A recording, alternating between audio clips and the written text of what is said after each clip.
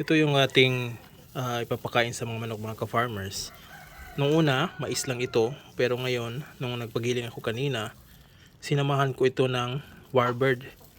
O yung 7 kinds na warbird. So ito makikita nyo, merong ibang grains dito. Yung 7 kinds. So yan o. So merong mga ano dito. Barley, merong wheat, merong mais o yung yellow corn.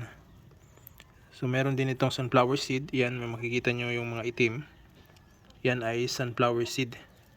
So bumili ako ng 5 kilo at 5 kilo din yung mais na dinala natin para malibre na yung pagpagiling natin ng mga mais. Ay bumili ako ng 5 kilo at pinagiling ko. Sinama ko na yung whole corn natin na yung sariling atin lang mga ka-farmers. Kaya ito, na-mix na ito. Ang bango nito dahil dito sa warbird na 7 kinds na inilagay natin. So mabango siya.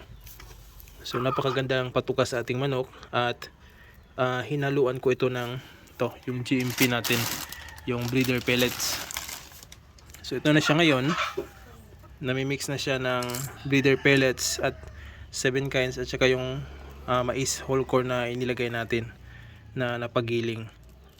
So magandang pangpatukas sa mga manok.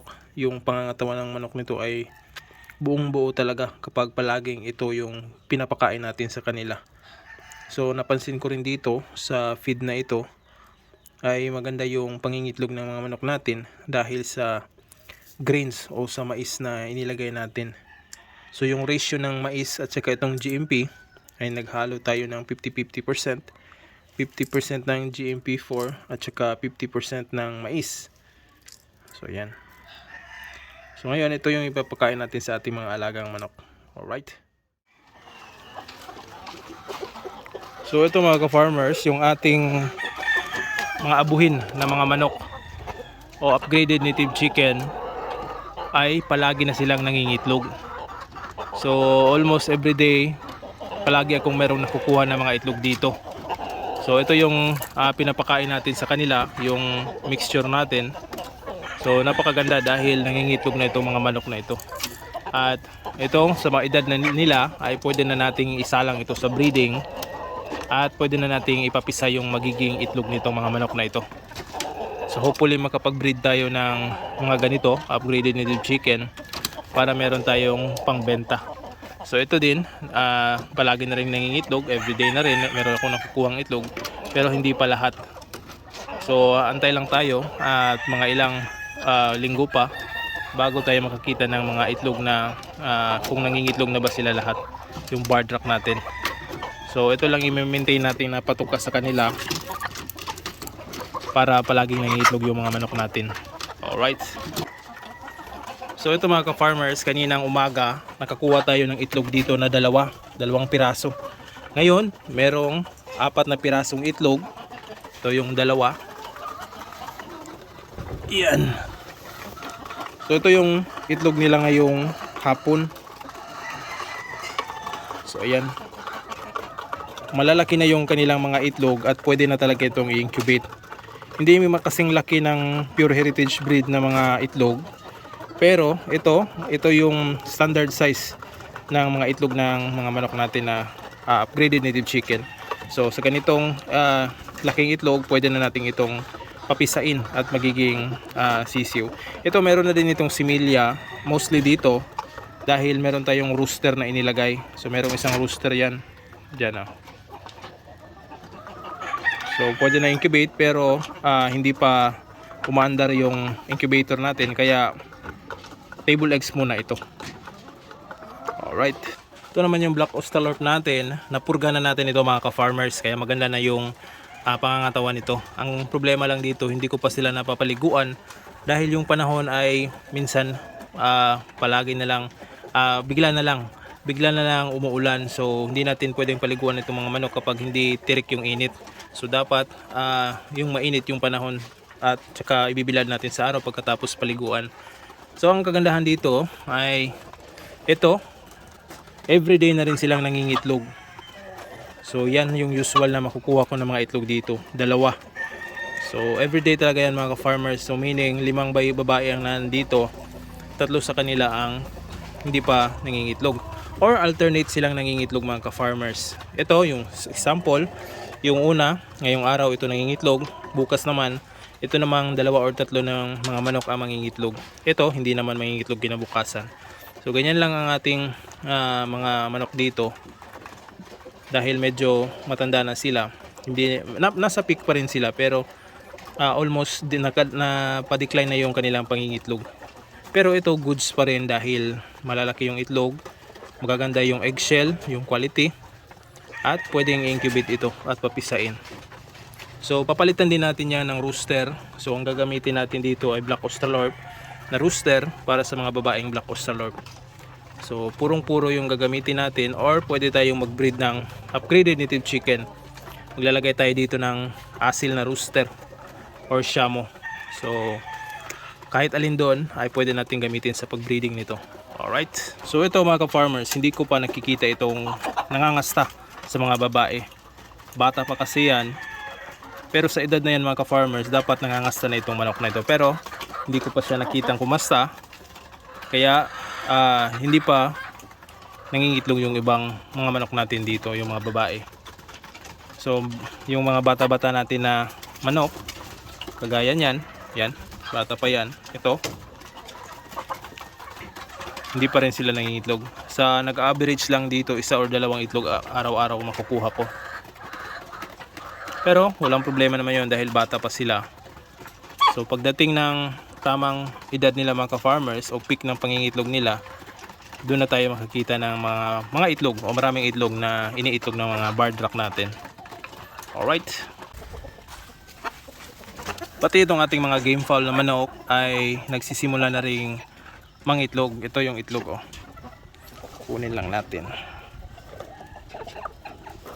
So yan, tatlong itlog na yung nakukuha ko dito simula nung isang araw. Ito yung pangatlong itlog. So malalaki din yung kanilang itlog. So kanina sana papaliguan ko ito at pupurgahin, kaso biglang umulan kaya hindi natuloy. So baka bukas kapag tirik yung init, papaliguan natin ito dahil magta-try ako ulit mag-breeding ng mga game fowl na manok panglaban. Alright. Ito namang mga white leghorn natin, hindi ko pa ito nakita ang kumasta rin. So kailangan nating palitan ng rooster ito. Siguro pwede nating lagyan dito ng barred rock na rooster. Papalitan natin yung white leghorn na yan dahil magkapatid sila. So para makapag-breed tayo. So ito yung itlog. Yan. So normal size ng itlog. Kaninang umaga nakakuha tayo dito ng tatlong itlog. Ito yung pang-apat ngayong hapon. So kailangan nating palitan yung rooster dahil hindi naging productive yung mga itong white leghorn natin. So hopefully ay palagi pa rin silang nangingitlog. At balang araw makakita tayo dahil meron tayong 7 babae dito. Makakita tayo ng 7 itlog sa isang araw. So hopefully mangyari na yon.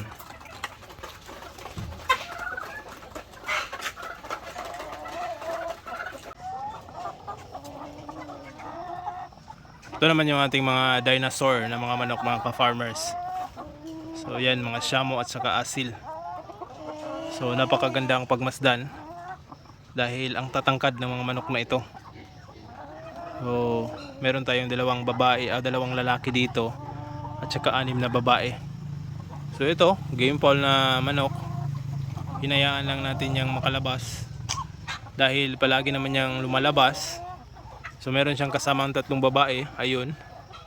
So palagi lang silang dyan sa dapuan mga ka-farmers dahil daig sila nitong mga malalaking manok.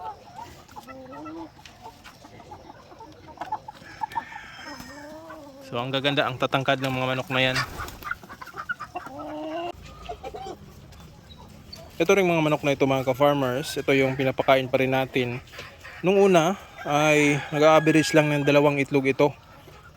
Nagbibigay lang sila ng 2 itlog araw-araw. Pero ngayon ay meron na silang progress at unti-unti nang dumami yung kanilang mga itlog.